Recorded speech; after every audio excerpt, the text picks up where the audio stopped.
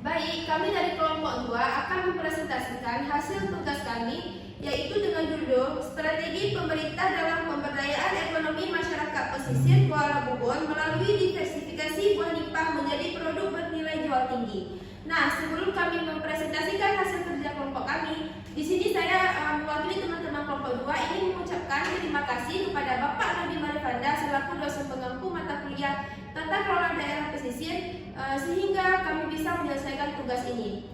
Sebelum masuk ke materi kelompok kami, saya ingin memperkenalkan anggota kelompok 2, yaitu saya sendiri Putri Syuhada, ada Matia, saya Arsna, Aulia Rahmani Putri, saya Matia, Syahudi. saya Fitriani.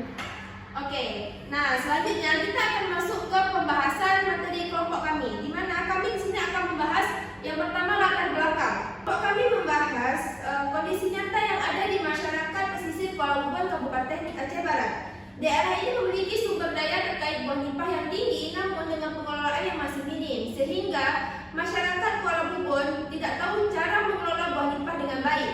Nah, itu menjadi ketertarikan kelompok kami sehingga mengambil judul ini.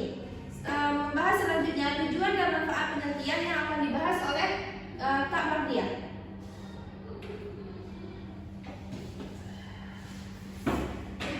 Selanjutnya di sini saya akan menjelaskan tujuan dan manfaat penelitian. Tujuan utama penelitian kami yaitu untuk menganalisis strategi pemerintah dalam pemberdayaan ekonomi masyarakat pesisir Kuala Bubon melalui diversifikasi produk buah nipah yang bernilai jual tinggi. Selanjutnya ada manfaat penelitian.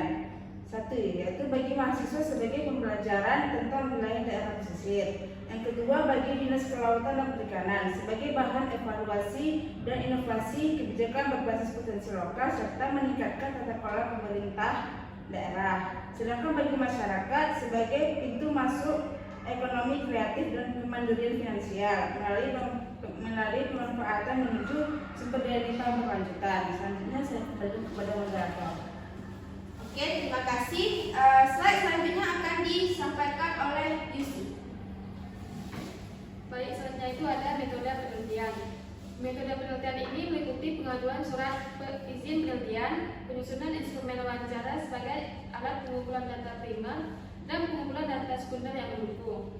Penelitian ini dilakukan secara bertahap sesuai dengan jadwal mulai dari bulan Oktober hingga bulan November, termasuk melakukan wawancara dengan pihak Dinas Kelautan dan Perikanan, serta dengan masyarakat pesisir, analisis data, dan penyusunan laporan akhir. Baik, saya kembalikan kepada moderator. Oke, terima kasih. Slide selanjutnya akan disampaikan oleh Aulia. Baiklah, di sini saya akan menjelaskan pelaksanaan proyek. Tahapan dan aktivitas yang dilakukan. Yang pertama, memastikan keterlibatan dan peran pemerintah daerah dalam program pemberdayaan ekonomi masyarakat pesisir. Yang kedua, melakukan wawancara dengan pihak Dinas Kelautan dan Perikanan untuk memperoleh informasi mengenai kebijakan dukungan serta program yang telah dijalankan dalam pengelolaan dan pengembangan potensi pesisir. Yang ketiga, melakukan wawancara dengan pihak masyarakat. Yang keempat, pengumpulan dan menganalisis data pemanfaatan buah nipah oleh masyarakat pesisir. Data mengenai bagaimana masyarakat memanfaatkan buah nipah dikumpulkan kemudian dianalisis untuk melihat sejauh mana potensi ekonomi yang bisa dikembangkan dan dari sumber daya tersebut.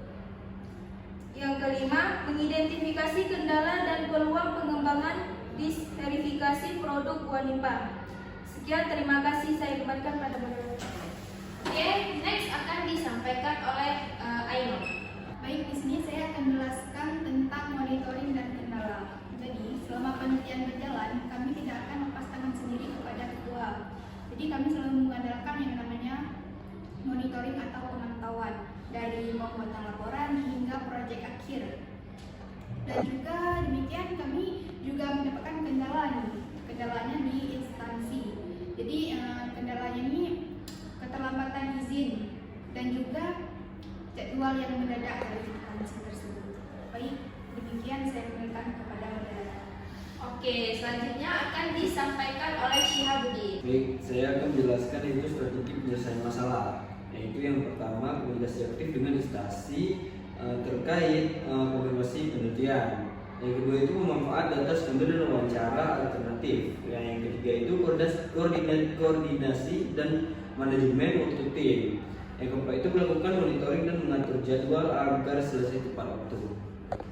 Kami akan membahas hasil dari kelompok kami atau produk yaitu policy brief yang akan disampaikan oleh Pak Fitri. Baik, terima kasih kepada moderator. Di sini saya akan menjelaskan produk proyek yang dimana produk yang dihasilkan dari kelompok kami adalah policy brief yang dimana di sini membahas terkait tentang strategi pemerintahan yang dokumentasikan kebijakan pemerintah pemberdayaan masyarakat ekonomi masyarakat pesisir melalui spesifikasi buah limpah secara ringkas dan terfokus pengambilan kebijakan dengan judul Strategi Pemerintahan dalam Pemberdayaan Ekonomi Masyarakat Pesisir Kuala Bubun melalui spesifikasi buah nipah menjadi produk bernilai jual tinggi. Baik, saya serahkan kepada Oke, terima kasih.